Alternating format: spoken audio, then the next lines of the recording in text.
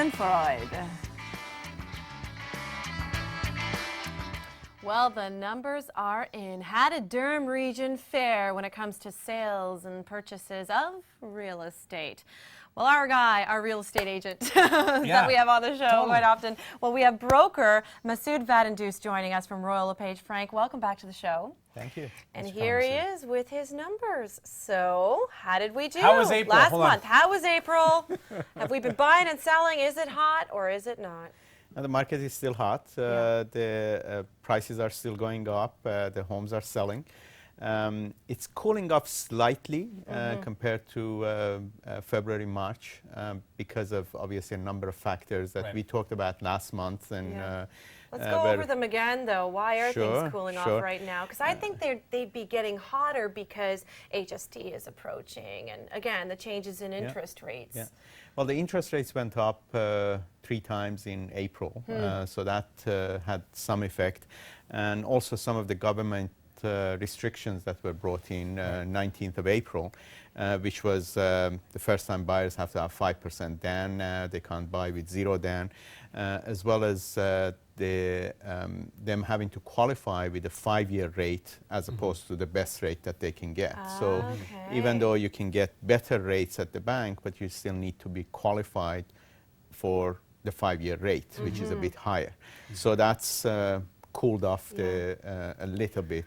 What about the amount one must put down for investment properties? Has that gone up as well? That's gone up to 20%. 20%. That's right, yeah. But there are ways of going around that, aren't there? Most investors were buying with 20% down anyway, so that's not going to affect the market too much. No. It's really the first-time buyers that it's really cracking down affect on the market more. So let's talk about the numbers.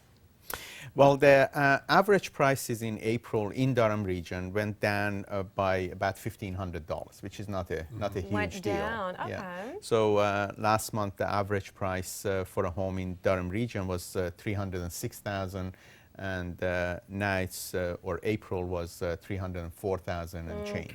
So that's not a huge deal. And that's the average price, obviously. You know, we're taking $1 million home, we're taking a $120,000 home as well. So that's, it doesn't mean the homes are selling for 300 that price, and change. So, so just a slight change there, nothing major. If anything, the market is leveling off. It's normalizing more than slowing down or coming to a halt. So then would you say then that we're not in a housing bubble? Some people are worried that we are we've created our own little mini housing, like our own little bubble.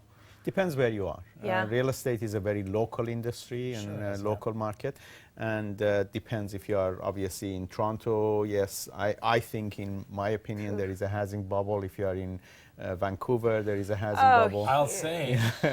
But definitely not in Durham region. Not in Durham. It's just normal, steady as it goes. Yeah, we were talking about the average prices in Toronto or in Vancouver last month. That's right. Which $1 the million numbers in Vancouver? $1 million The average price was $1 million in March. But the average is also kind of funny to me too, that they say in Toronto it's something like 400, which really I would say is more like 7. Well, again, it's the average price. Know, so when you're taking condos that are selling for probably 250, 270, and then larger homes that are selling for more. So average, you have to be careful. You don't misread that, misinterpret that. I am saying, I live in Clarington, which I know you work a lot in that area. I seen there's Masood's sign everywhere. A lot of signs up, though. A lot of people are looking to move, and I mean, things are moving quickly. You know, we even hold bets. My boyfriend and I, when we drive by, he says, "I bet you a coffee that this one will be sold tomorrow." I bet you. We have these little bets because I mean, things are moving and shaking rather rapidly in Clarington.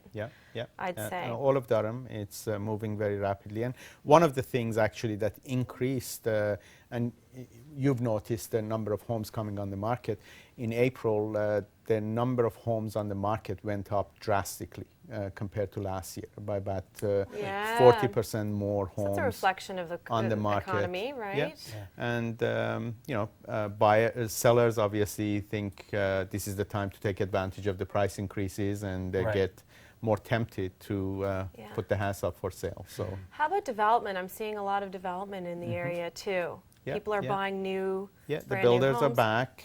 They slowed down obviously for about a year or year and a half, but they're back, and builders have got lots of land that they had bought before, so they were sitting on. So now that the market's picked up, they're Clarington, back. In, North Oshawa, it's unbelievable. Absolutely. Yeah. I Yeah. know, we take rides and it's like, you know, 10 years ago it was nothing but fields here, and now it's just like completely Homes. developed. Yeah. And really some nice homes in the area now too. I feel like Durham is really, it's becoming like the next Mississauga, would you say? Like we're like becoming so huge, Yeah. we're growing.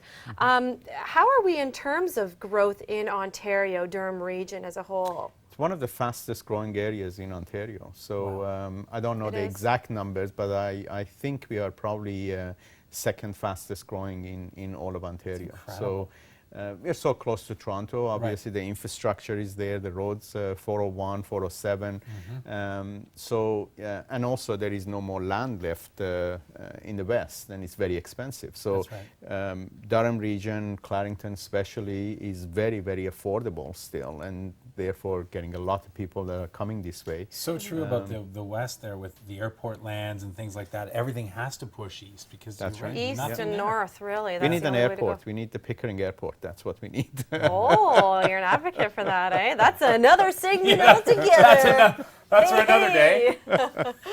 Isn't it? But I ask you this all the time in case, you know, our viewers didn't have the chance to hear you speak about this last time, but I always ask you what you think the best bang for your buck is in Durham region. Where to buy if you're, you know, let's say a new family, a young family, or whatever, you're looking to upgrade. Where's the best place to move in Durham?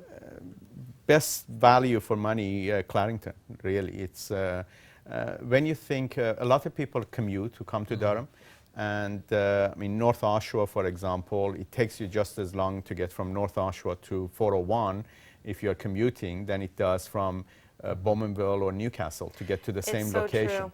true. I have lots of GM clients that have lived North Oshawa and moved to Clarington, and they tell me it takes them less time to get to work Hop than on the 401 and that's I right. beat people, places all the time. People from like Oshawa and Whitby, Yeah. I'll beat them to Ajax because I'm right beside the highway. Absolutely. In Clarington. And the prices are much more reasonable and better value for money. So I would say Clarington is definitely the place to go if you're looking for value for Is money. it going to boom? Is it about to boom? It is. It is. It's again growing Seeing very a lot fast. of You've seen all the homes that Big are box coming. stores Yeah, sprouting up. Well, I mean, Bowmanville, the new supercenter Walmart is, I think it's about to open Yeah. shortly.